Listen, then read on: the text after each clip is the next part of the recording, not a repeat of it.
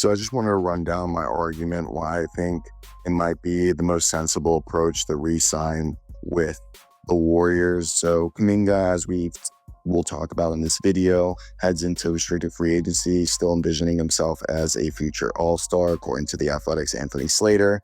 However, he's yet to find consistent footing under Steve Kerr in Golden State. He wants to be that 20-point per game scorer, all-star, while Kerr and this crew think he's more of a connector, a versatile defender.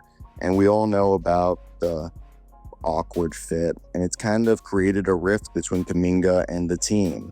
So one major obstacle for Kuminga this offseason is the lack of cap space across the league.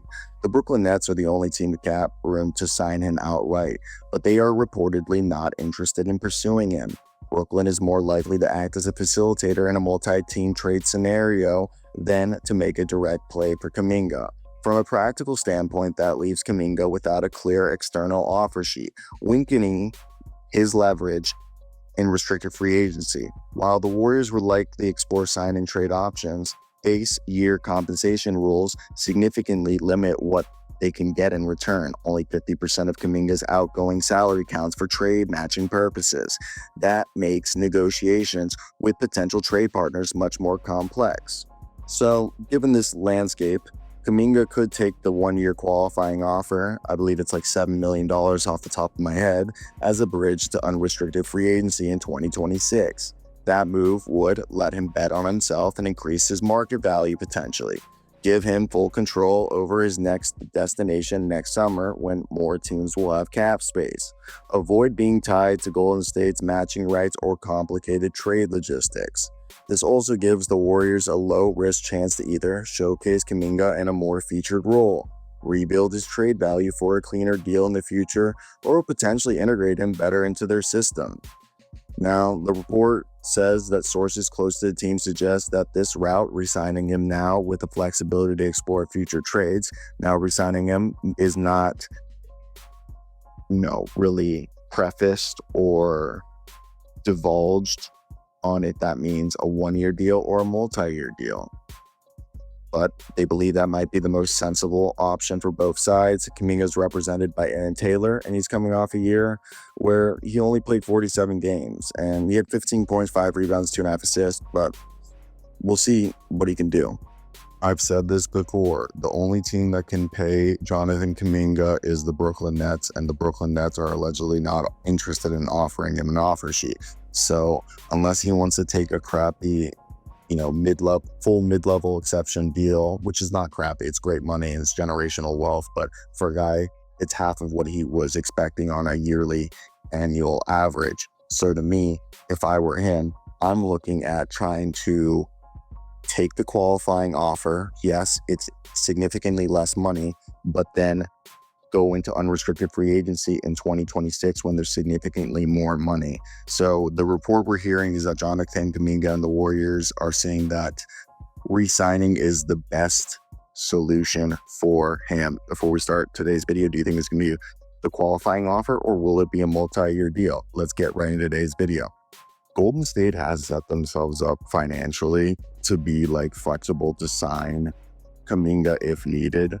And to me, that's a big move that they made, or one that they had to make if they were expecting to continue to upgrade the roster in the final years of Curry's career, which I believe everyone here is agreeing was the smart thing to do.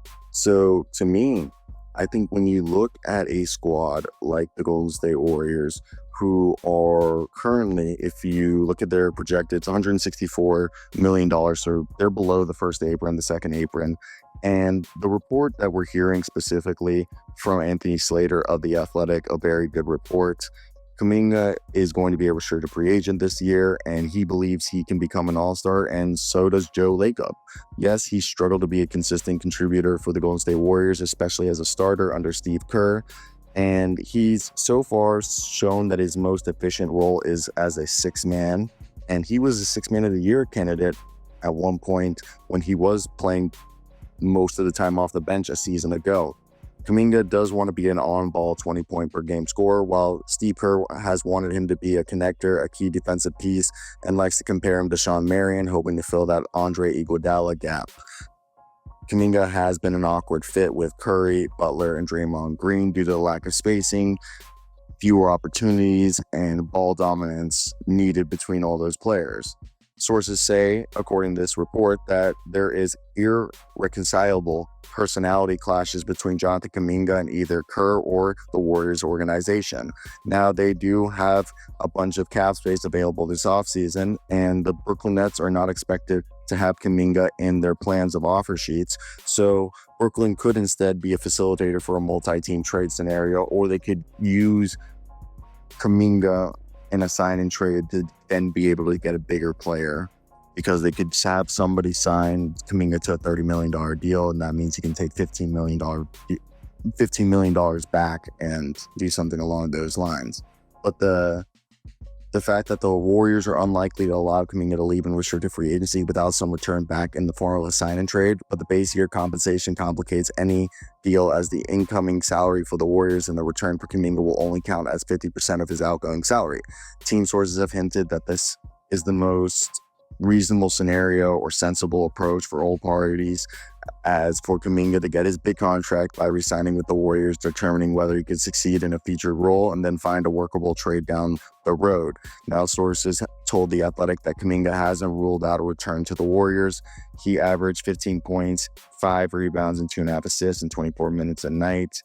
Now, I don't think, if they re-sign him and trade him for depth, it's just look, you don't want to let a guy walk for nothing, but who's really going to go after him? Is he worth 5 years, 150? The whole thing is, I was told there was never a contract offer, and that his camp was hoping that Jalen Johnson, when he got his contract, that they were going to get a similar offer, and it never came. And the thing is that I do think he's worth more than $8 million a year. But there's a chance he is a forward. I can use a 6-man, guys. I think right now he has shown flashes that he can be better than that. But for the most part, he's a guy whose floor or ceiling so far has shown to be a really good off the bench scorer who needs the ball, who can run the second unit. And there's nothing wrong with that. It's just understanding who you are and playing within yourself. Now, we talked about it before. If you want to look at the teams that are going to have cap space, the Pistons aren't interested. Brooklyn's not interested. I do believe the dark horse is the Chicago Bulls. So the Chicago Bulls, and I would think this would have to be a bigger trade where maybe Patrick Williams gets involved. But the deal in my eyes would have to be, first off, you would first assume it'd be Kuminga just signed and traded for Vucevic. That's what I would try to do. And that to me is the most sensible approach. Now, I think it's a 3-year deal if he does get signed and traded. I don't think anybody's going to give him more than 3 years. And it has to be a minimum of 3 years. So my thought is, if you give him a deal that I guess is maybe pays him more this year, okay? So he has a higher earning this year, and then it staggers down. So maybe he gets 35 this year, 27 the next year, and then 25 the following year. He could end up having a deal, if it's 35, 27, 25, just going off of those numbers. That's a 3-year, $89 million deal. That's almost a $90 million deal. That means you're a $30 million player. And he's the type of guy that you would just trade to the Bulls, and the Bulls would then trade you Vooch. And I think that trade kind of works out for everybody involved. Now, obviously, to get this deal done, the Bulls would have to move $6 million in salary. And I've actually thought about this. And to be honest, the Warriors have needed a backup point guard, and they could end up flipping this guy. But to me, Javon Carter, he's on the final year of his deal, and he could just be the type of guy that you say, F it, you know what? We'll bring him, because why not take a flyer on somebody who was a really, really big part of the Milwaukee Bucks when they went on to like become a contender. And then obviously he left right before they won a championship, I believe, or he came on board right after they won a championship. My apology, but he showed in the past that he could be a valuable piece. So that's one that I think they would be a team that'd be plenty of interested in a Vooch, Kuminga, or it doesn't have to also just be obviously not Jonathan Kuminga, but Javon Carter as the filler piece. But as I said, I think you look at this deal as a way for them to move off of Vooch and get a younger piece. You could try to see if you get Ayo Dosunmu in this case. I think Ayo's just too good, but that's one of the options. And in this scenario, you go, would you maybe attach a young guy? And I know some people would be like, well, you wouldn't give up Ayo Dosunmu. And I agree with like the logic of not wanting to give up Dosunmu because there's the fear of him being potentially a high level starter. I think if you're the Bulls in this case, if you're getting Kuminga, it's because you want Kuminga and Buzelis to be next to a big that you'll probably draft. And it's also for the Bulls, like, I don't want to be rude, but it's not like they have the easiest time getting talent to come to Chicago for some reason. It's not like people want to come to Chicago, but not like they used to. And that's a result of just the team being in the middle of the pack. But I think they're building a young situation that if you're a fan there, you understand you need to bring in some young talent. So I think the Warriors would like to bring in Ayo Dosunmu. I think Carter's the more realistic guy that you would get just thrown into the deal, because if you're the Bulls, that's who you would probably just say, like, hey, we're gonna have to, put X, Y, and Z as part of the deal for filler, for salary purposes.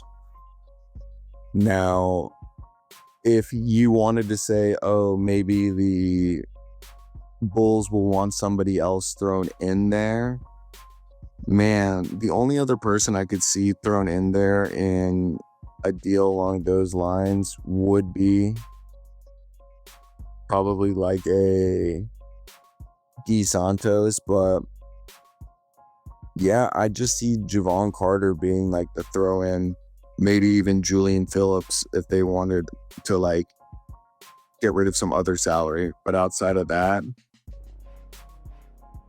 I think you just see it as a really straightforward acquisition. And I think the Kuminga to Vooch is one that people are sleeping on, because Vooch is the perfect guy for this team, as he can be their sixth man or even start alongside Butler, Curry, B-Pod, and Draymond Green, which makes this team even better. So, yeah.